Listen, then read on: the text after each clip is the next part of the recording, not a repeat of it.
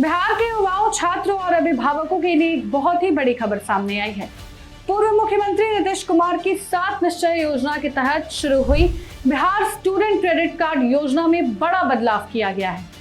अब छात्रों को शिक्षा वित्त निगम के जरिए जो 4 लाख रुपए का लोन मिलता था, उसे घटाकर सीधे 2 लाख रुपए कर दिए गए हैं।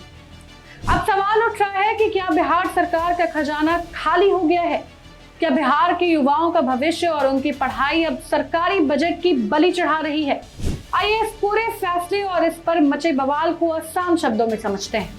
नमस्कार, बिहार न्यूज़ देख रहे हैं आप और मैं हूं श्रुति चौबे आपके साथ। बिहार सरकार ने फैसला लिया है कि स्टूडेंट क्रेडिट कार्ड स्कीम को साल 2026 से 2031 तक जारी रखा जाएगा। वित्तीय वर्ष 2026-27 के लिए 950 करोड़ रुपए मंजूर भी किए गए हैं। लेकिन सबसे चौंकाने वाली बात यह है कि स्टूडेंट लोन की राशि को सीधा आधा कर दिया गया है।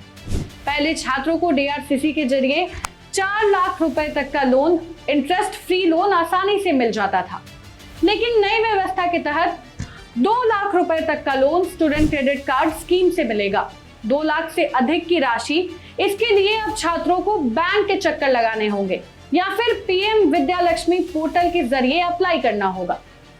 अगर आप बैंक से लोन लेते हैं तो उस पर इंटरेस्ट लगेगा। हालांकि सरकार का कहना है कि जो छात्र टाइम पर ईएमआई चुकाएंगे, उन्हें ब्याज में 30% तक की छूट दी जाएगी। वहीं छात्राओं, दिव्यांगों और ट्रांसजेंडर कैंडिडेट्स को 10% की अधिक छूट मिलेगी। अब सरकार ने ये सफाई दी है कि राशि घटाई नहीं गई है, बल्कि दायरा बढ़ाया गया है। सरकार का दावा है कि इस योजना को पीएम विद्यालक्ष्मी पोर्टल से जोड़ने का मकसद ये है कि छात्रों को 10 लाख रुपए तक के एजुकेशन लोन का एक्सेस मिल सके। सरकार के मुताबिक अब छात्रों के पास पढ़ाई के लिए पहले से ज्यादा रास्ते मौजूद हैं, लेकिन विपक्ष इस तर्क को मानने के लिए बिल्कुल तैयार नहीं है और शायद हम और आप भी नहीं है। नेता प्रतिपक्ष तेजस्वी यादव ने सीधे सरकार की नीयत और बिहार की वित्तीय स्थिति पर सवाल उठा दिए हैं। तेजस्वी यादव ने सोशल मीडिया एक्स पर पोस्ट कर लिखा है, बिहार की वित्तीय स्थिति इतनी बदतर हो चुकी है कि खजाना पूरी तरह खाली है। पेंशन धारकों, कर्मचारियों और विकास के कामों के लिए पैसे नहीं है। अब छात्रों के क्रेडिट कार्ड की राशि घटाकर और स्कॉलरशिप को रोककर युवाओं के साथ अन्याय किया जा रहा है। तेजस्वी ने यह भी दावा किया है कि बिहार का राजकोषीय घाटा देश में सबसे ज्यादा 5.8% तक पहुंच गया है और राज्य कर्ज के बोझ में दब चुका है।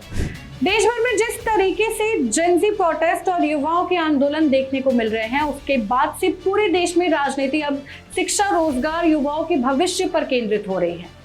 हर राज्य युवाओं को बेहतर एजुकेशन और जॉब अपॉर्चुनिटीज देने की बात कर रहा है, लेकिन बिहार में स्थिति अलग ही देखने को मिल रही है। गर्दनीबाग अनशन स्थल पर छात्र कई दिनों से बैठकर अपने हक के लिए आंदोलन कर रहे हैं। वहीं दूसरी तरफ सरकार का यह फैसला सामने आया है। सीएम सम्राट चौधरी के पास महिलाओं को 10,000 रुपए देने के लिए पैसे जरूर हैं। रील्स बनवाने के लिए सरकार के पास बजट की कोई कमी नहीं है, लेकिन जब बात बिहार के युवाओं की शिक्षा और उनके भविष्य की आती है तो सरकार का खजाना खाली हो जाता है। देश भर में जनता प्रोटेस्ट के बाद राजनीति अब शिक्षा और युवाओं के भविष्य को लेकर हो रही है, लेकिन बिहार सरकार को लगता है कि युवाओं की शिक्षा से ज्यादा रील्स बनवाना जरूरी है। अपनी सरकारी योजनाओं को रील्स पर दिखाना ज्यादा जरूरी है।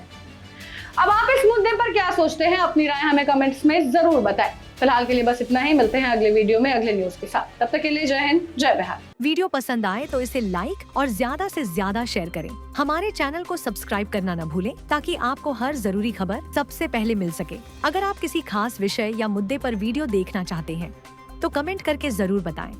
आपकी राय हमारे लिए बेहद अहम है।